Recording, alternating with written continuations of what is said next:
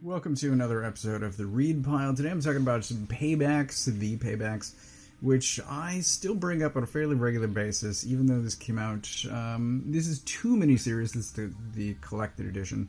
It's two miniseries that originally came out in 2015 and 2016. I thoroughly enjoyed it. It's by Donny Cates. Co-written by Rahal, Eliot, with art by Geoff Shaw. Geoff Shaw is currently, most recently, doing the Sabretooth War stuff at Marvel, and Donny Cates, this might have been what put him on the map. I don't know exactly. This is certainly where I took notice of him, and Rahal Eliot has written a number of miniseries that I read. I think most recently that I was reading is Under the Influence, and Hot Lunch Special before that, I thoroughly enjoyed. Anyway, he's worked for a variety of publishers. Donny Cates, I had previously read a few issues of Ghost Fleet. Surprisingly, I didn't realize this until I looked it up a couple days ago, but Ghost Fleet had art by Danny Warren Johnson, so they were both working on that before their careers took off. Anyway, Paybacks. This is a group of, I think this first cover will explain it best.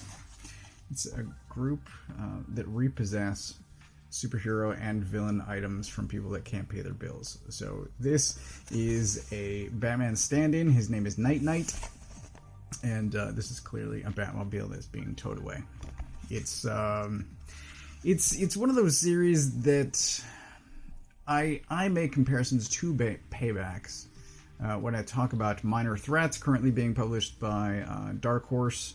It's a team, it's a whole community, honestly, but we mostly follow this singular team as they repossess things from recognizable characters, and this is Night Knight here with his unicorn, and there's a cord on the back.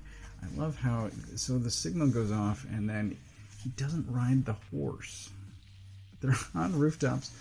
The horse is just jumping across rooftops. There's a note about it here. Doesn't ride the unicorn. I think that's genius. There's a lot of humor in this. It also takes superhero, really a superhero universe seriously. It's sort of, it's a bit like, if I can make a few comparisons, it's a bit like Powers, but funnier. It's a bit like Minor Threats, the current series that I compare to Paybacks most often. It's also a bit like Invincible, I'll say.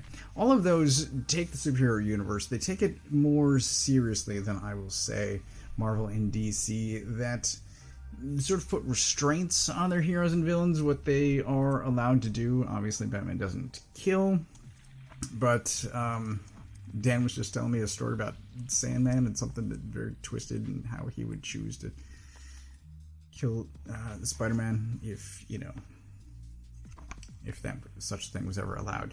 So it takes those universes and it takes things more seriously. It pulls the restraints off, and this in particular, Minor Threats does as well. Throws in a healthy dose of comedy as well. It's really, frankly, a fantastic balance. It works amazingly well.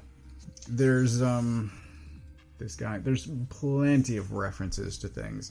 You will recognize quite a bit. Characters, equipment. Also, there's a meta sort of thing happening at the end that I don't want to talk about, but there's real world references as well. So there's a lot happening. I think plenty of people will find something to enjoy in this, certainly things to recognize. This is basically an A-Team van, except it's not really a van. It's not a van. There's a whole world inside the van, so obviously this guy here is named the driver. He opens up the back, and that's what I had flipped through previously, is all of this is going on inside. So all of these people work for the Paybacks. They are all... they have almost a Suicide Squad-ish explosive on their body, where if they get out of control, the bomb will go off. That does happen a couple of times in this. I'll mention this too. So there's always this. which tells you the characters involved, but this changes, the description changes every time. This is both informative and another sort of comedy. I recommend reading this every time and not just skipping it. But this is 2 4-issue miniseries. It is overall 1 story. I don't know why they broke it down into 2 4-issue series. My memory says that it was 2 distinct stories, but rereading this, I am wrong. It is 1 8-issue story. It tells a complete story, and like certain other miniseries that I wish would go on, I would have been perfectly happy if this continued. However, I think it would need a compelling reason to do so, because the story that's told here is conclusive. So they would need a compelling reason to continue. They would need a new story on par with or superior to what was told here, which is pretty spectacular. I do recommend this. It should be available, I'll say. It's just excellent. I've talked a lot about the story. I have not talked a lot about the art. I mentioned Geoff Shaw. He is spectacular. There's a lot of action. As I mentioned previously, Soviet Nunchuck is this guy's name. He's outstanding. I didn't even mention Blood Pouch yet. There's a guy in here who has... It's very much sort of the epitome of sort of 90s X-Force. He's got a bunch of pouches. He's got the Shatterstar sort of padded helmet thing, and he's got 1 pouch over an eye. There's a very small thumbnail of him, but you can see a pouch over his eye. It's hilarious.